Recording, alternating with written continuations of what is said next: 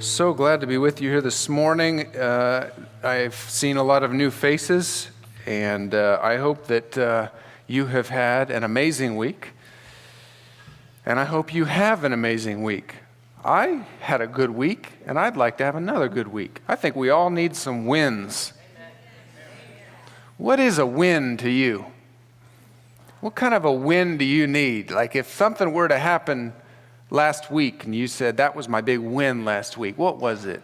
Or if you're waiting for something, you think this week might be the week. What is it? What's the thing that happens this week that's the big win for you? We saw these kids come up waving palm branches, and if you don't know the biblical story, you may not know the reference there. It's about a win. They're saying, we win.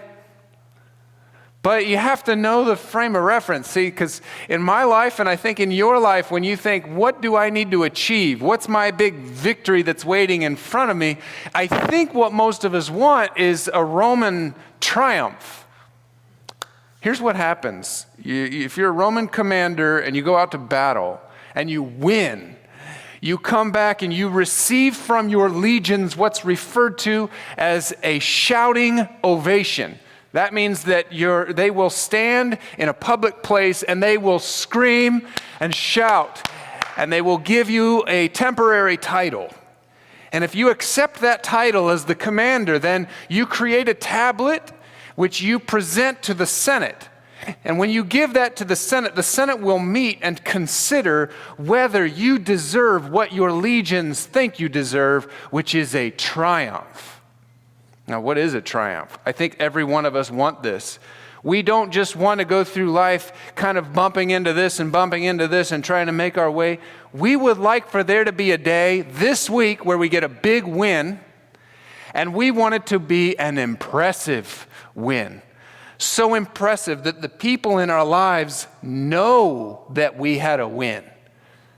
We want a very visual win, like a Roman triumph. Well, that's what we want. We want to present our tablet to the Roman Senate, who will then approve that we get a triumph. And if we get it, what that means is that we get a whole day in the city of Rome just for us.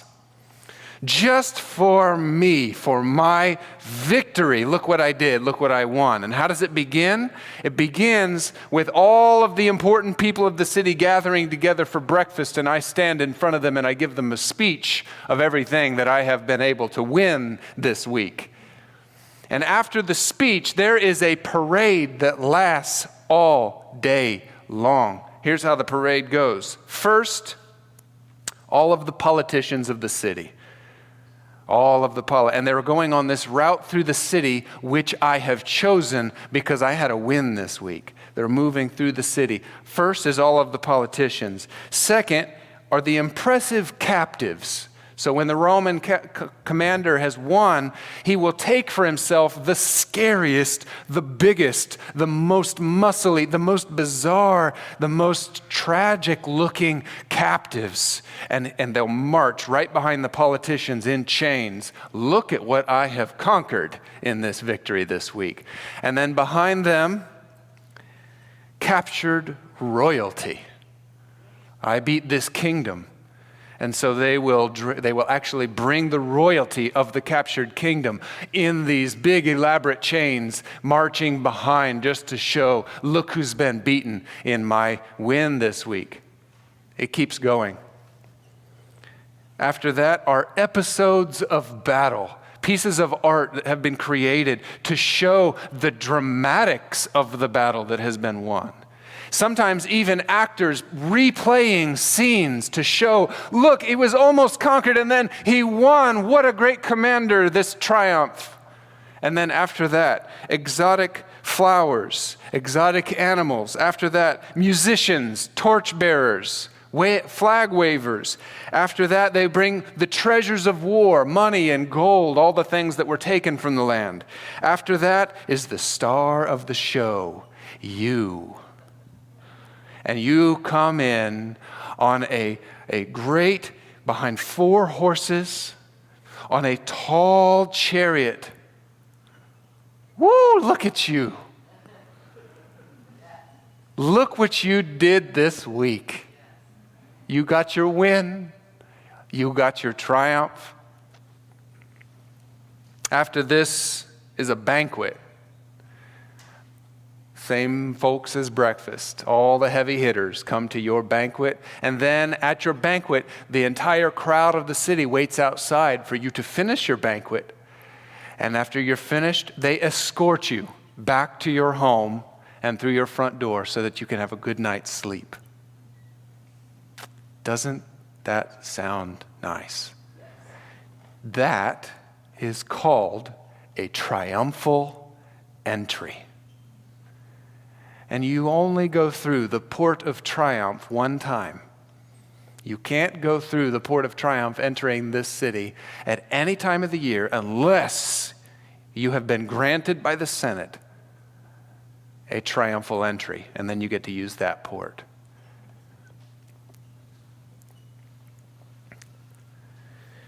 We sang about the Lion of Judah. We sang asking him to roar. We called him the King of our hearts. And how does he organize his triumphal entry? The next day, the great crowd that had come for the festival heard that Jesus was on his way to Jerusalem. They took palm branches and went out to meet him, shouting, "Hosanna!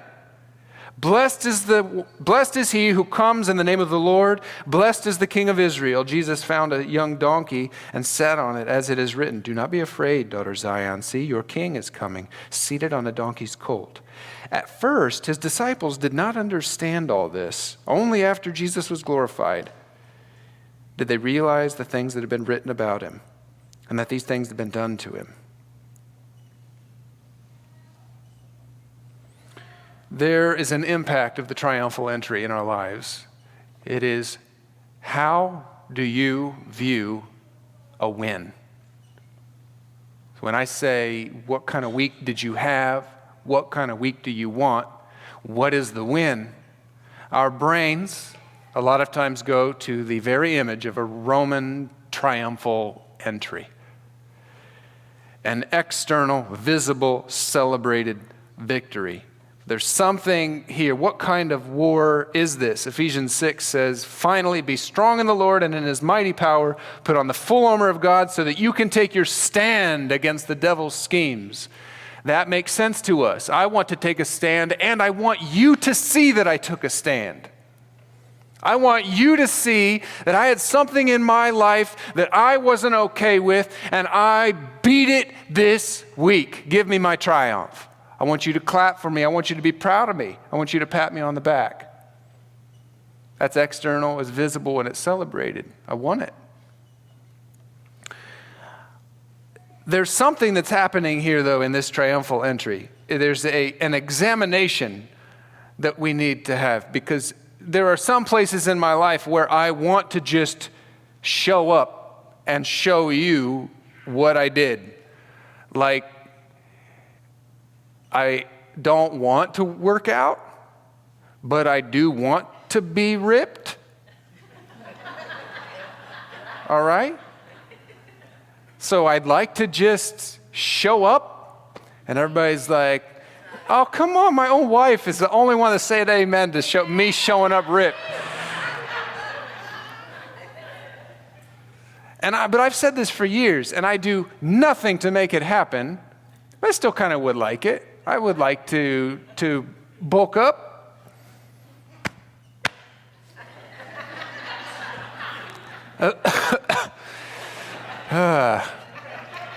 So it's not going to happen. Where does this come from, though? You see, on the surface, and I think in some ways all of you can identify with me, there's something that's very surfacey about just what you want your body to be changed to look like. But there's other things like, what do you want to wear? How do you want to carry yourself? What cool things do you want to be able to say? And what is the actual war, though? Is that the war? Is the war that Nathan wants to be muscly? No. The war is that Nathan is constantly fighting with where his value comes from.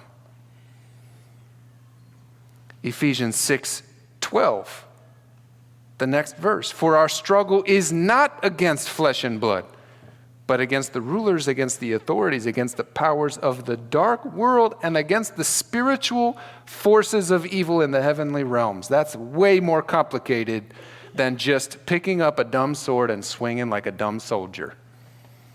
Way more complicated. Now we're down to something that's a little bit deeper. It's not just as easy as go out, beat enough people, send in your tablet, get your triumph, you get a parade. Something more complicated than that. Something that actually is starting to explain a little bit about why Jesus chose a triumphal entry that looked the way that it looked. The oddity of the triumphal entry of Jesus Christ is the model for the battles of our faith. Many times we use our faith to accomplish the things in life that's not what faith is for. So we try to use Jesus' faith to get a Roman triumph. It's not going to work. What kind of triumph are you waiting for? Jesus paints a whole new picture. The first step of moving yourself away from this showy, I want you to see, I want to show up muscly. The first step in getting away from that is embracing confusion. The first thing you have to do is embrace confusion. There's stuff that I want at my house. There's stuff I want. First, as I want there to be a lawn and garden magazine quality paver patio in the back that doesn't let any mud or dirt come in the house. All right? That's the first thing I want. So the second thing I want is I want a brand new blacktop paved drive. The next thing I want is a 4-door truck that doesn't break.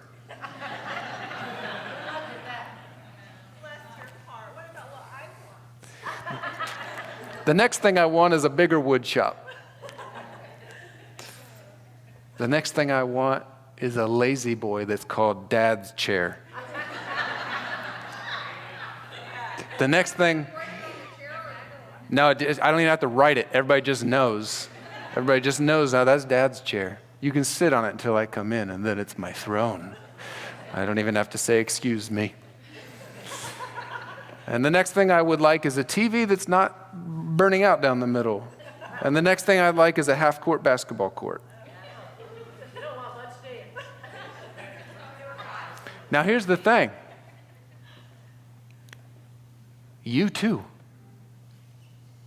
You too. I'm just the one up here telling you what I want. There's a big gap between the agendas of this world and the agenda of heaven. Those of you who are new to the faith are feeling that tension, confusion, because the people in your life are still expecting you to talk about your new patio. But you feel Jesus telling you to subtract some of the money you would have put into that and give it to something that's a little bit more eternal kingdom. And now that's fine for you because that's an expression of your faith. But how do you explain that to the people who don't understand your faith? That's confusion. Wait a minute, you can't do that? We've done that every year. Why can't you do that now? Well, because I've been the money that I was putting there, I feel, you don't believe in Jesus, but I do, and I feel Jesus telling me to put it over here. That's confusing. Some of you have those conversations once a week, trying to explain the way that your faith makes you behave to people who don't even think you should have faith in the place that you've put your faith.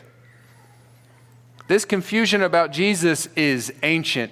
So I want to bring a little bit of salve to your mind. You're not the first person who saw a difference between a Roman triumph accomplishment and a Jesus triumphal entry and tried to live in this kind of faith and explain it to people who were over there.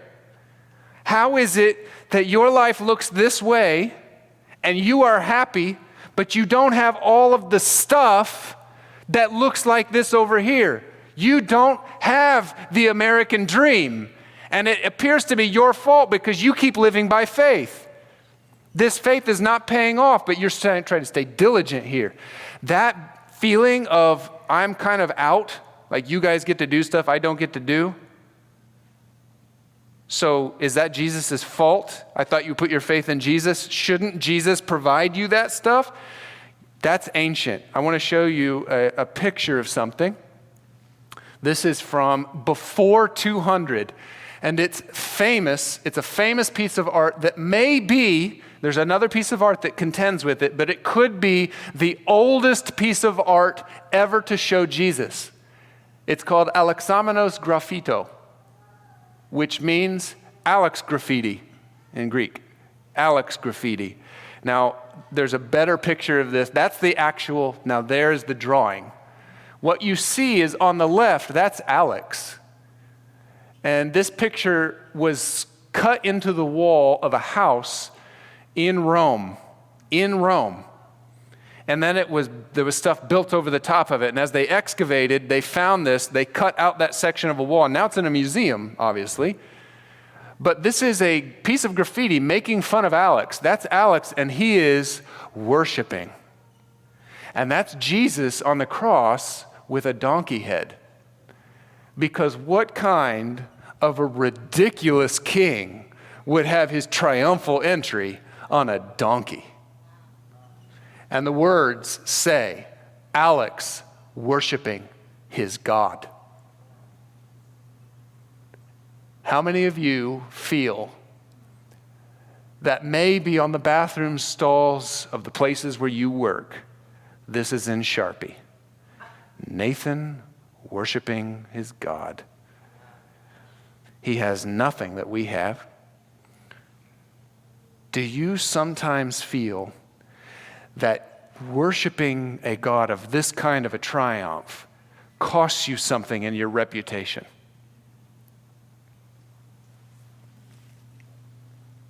It should. John 12, in this very story, what does it say? Immediately after Jesus enters, the first thing his disciples, a description of his disciples, at first his disciples did not understand all this. This continues. He clears out the temple. That doesn't make any sense at all. Matthew, Mark, and Luke record him going in, and the way that things were, he clears it out. That is very confusing. Jesus talks about communion, and then in John 6:60, they say, this is hard teaching. Who can accept it? It is. One of the things that I had to say when I taught a theology of communion in Uganda, the first thing I said was, it's not cannibalism. You guys have just become used to that. We talk about eating a body and drinking the blood. That's bonkers. It's very confusing. Embrace the confusing. In Luke 4, Jesus is thrown out of his own hometown because they just didn't get him. They just didn't understand, what is he even talking about? This is at best weird, at worst horrifically heretical and offensive to what we believe. It's confusing. The world around you is waiting for a Roman triumph, not a humble sacrifice. Jesus is frequently not what we expected, but he is always and all the time everything that he promised. Embrace the confusion of a Christ-like triumph in your life. It is your new north. So if you imagine yourself prior to your salvation holding a compass and following it, the moment that you changed and believed in your heart in Jesus Christ, that little thing started wiggling, and found a new north. And now you're following in this direction and trying to explain to people with a different north why you're doing what you're doing, why your triumph looks the way that it looks. There are two triumphs in your life that are Christ-like that you can grab right out of this triumph. And I want to offer them to you this morning. Two triumphs. The first is the triumph of humility. The triumph of humility. One of the first things that Jesus does in the book of John, after after his triumphal. Remember, this Roman triumph is all about me. Look at my story. Look what I did. Look at the proof. Look who I am. The first thing that Jesus does in his triumphal entry is in chapter 13. It was just before Passover festival. Jesus knew that the hour had come for him to leave the world and to go to the Father. Having loved his own who were in the world, he loved them to the end. Here's what happens. The evening meal was in progress, and the devil had already prompted Judas, the son of Simon Iscariot, to betray Jesus. Jesus knew that the Father had put all things under his power and that he had come from God and was returning to God. So he got up from the meal. This is the triumphal man. Took off his outer clothing, wrapped a towel around his waist. After that, he poured water into a basin and began to wash his disciples' feet, drying them with a towel that was wrapped around him. This is his first act as the king. And who was in the room? Judas. Judas was in the room.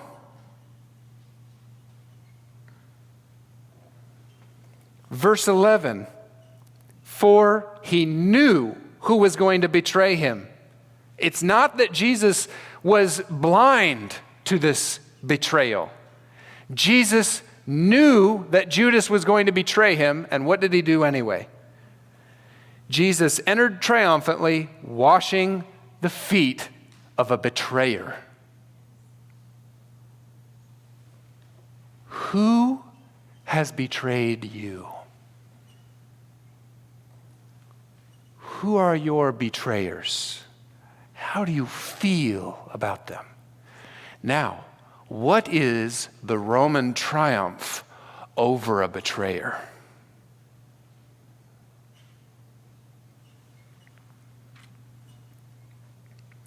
How do you interact with those who betray you?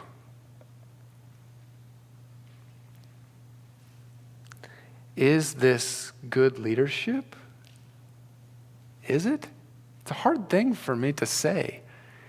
Am I really telling a room full of people that if people betray you, you should wash their feet? Well, that feels permissive, doesn't it? It feels that who cares who betrays us? That's a sign of weakness. We're now allowing them to betray us again. Is it a triumph? Jesus triumphs in humility by serving because the true enemy is not Judas.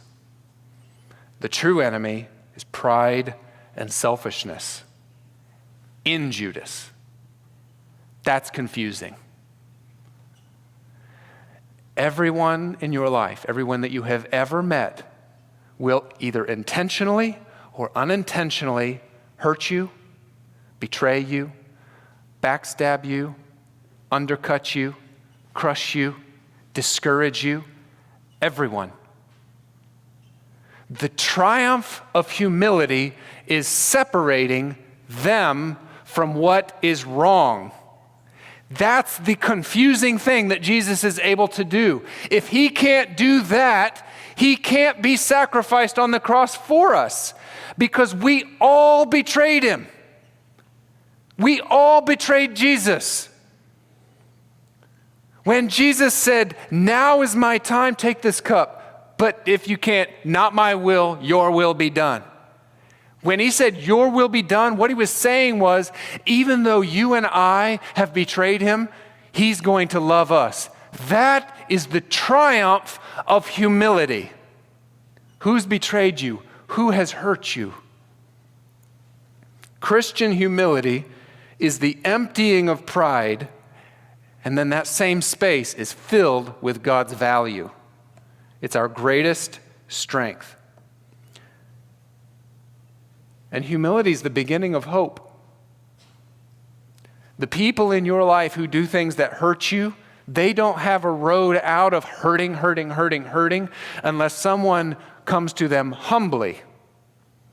Not to crush and to prove, but to offer a way out.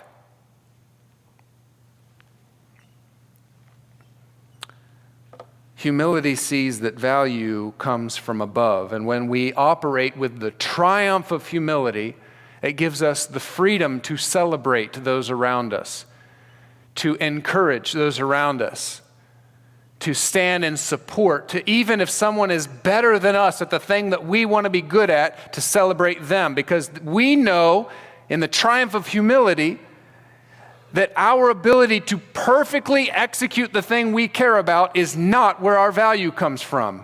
And because we're just contributing to a great kingdom, someone else who can do that, we celebrate you for that. Somebody did that for me. I preached at IWU. I came back to the place where my books were sitting down in the religion department, and Dr. Lowe, who I look up to very much, had left this laying next to my stuff. It was just laying there. Even took the time to use different colors. Wonderful, Nathan. God spoke through you. You connect so well with students. Jim. That is the triumph of humility. This is what he does with his life. He connects with students. God speaks through him. He's the leader. But if he is so consumed with pride and shaky with where his value comes from, he can't say this to me because this is for him. That's a Roman triumph. A Roman triumph looks like, this is me. Look what I did. Look, I did it this week. I had a great week. What does a Jesus triumph look like? I got to hand this to anybody who's doing anything for the kingdom. My value comes from Jesus Christ. And anybody who's doing anything to help, I'm not threatened by your success. That's the triumph of humility in my life. I love you and I admire you for the work that you're doing. I want to be wonderful, says Jim, but he writes wonderful Nathan. I want God to speak through me, says Dr. Lowe. But the triumph of humility, Nathan, God spoke through you. He wants to connect with the students. That's his job. The triumph of humility is a teacher telling someone else they're a good teacher. A mechanic telling someone else, you're a great mechanic. A plumber telling someone else, you've learned some stuff that I don't know. Can you show me how to do that?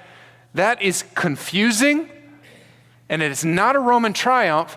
It is the triumph of humility. That is the picture of Palm Sunday.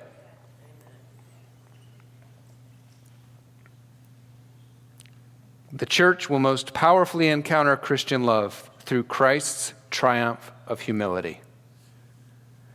Second triumph, there's only two.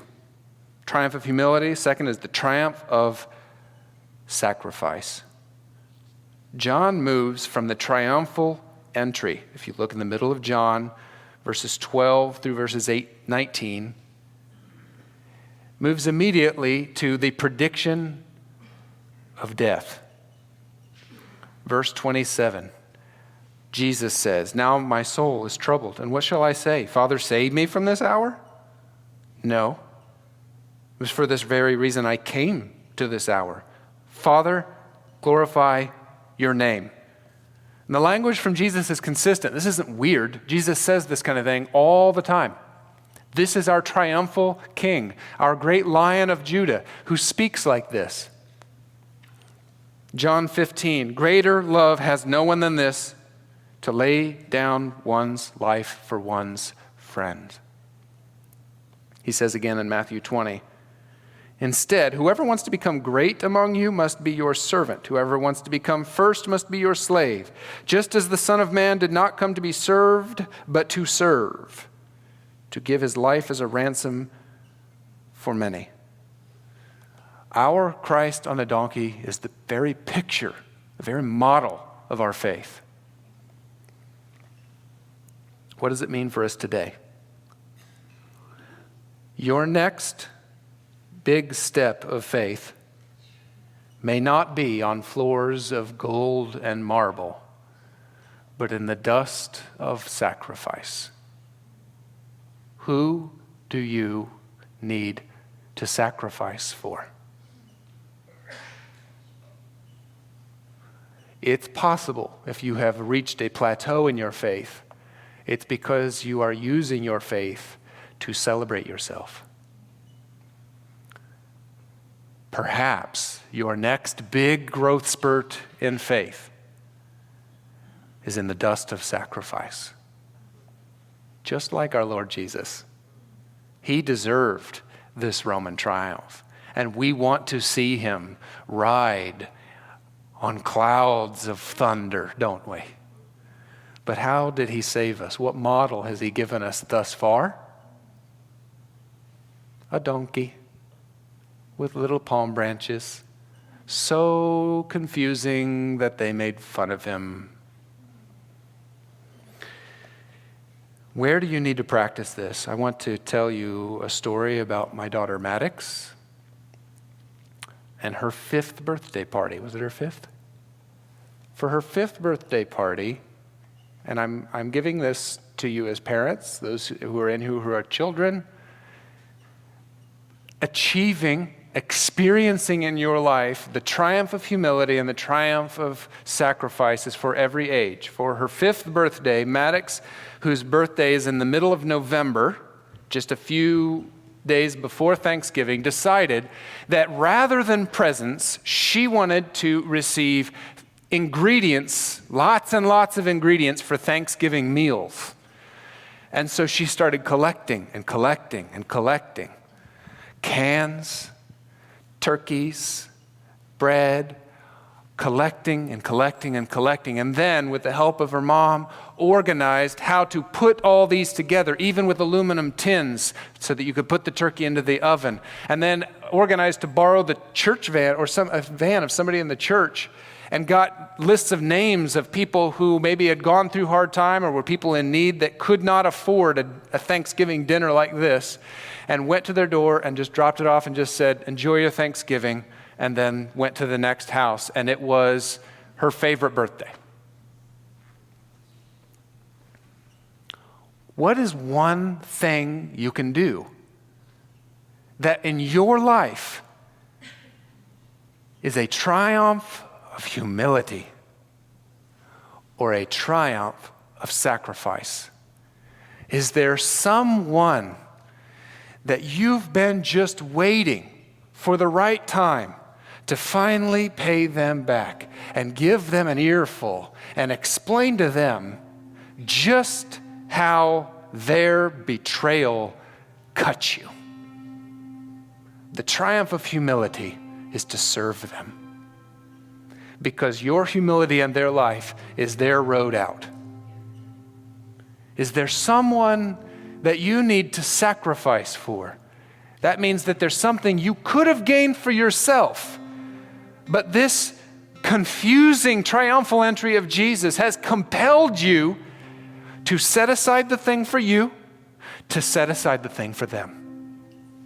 That's what Jesus did. He did not consider equality with God something to be used to his own advantage. He set that aside. His triumph of sacrifice was to be made like a servant, taking the human form.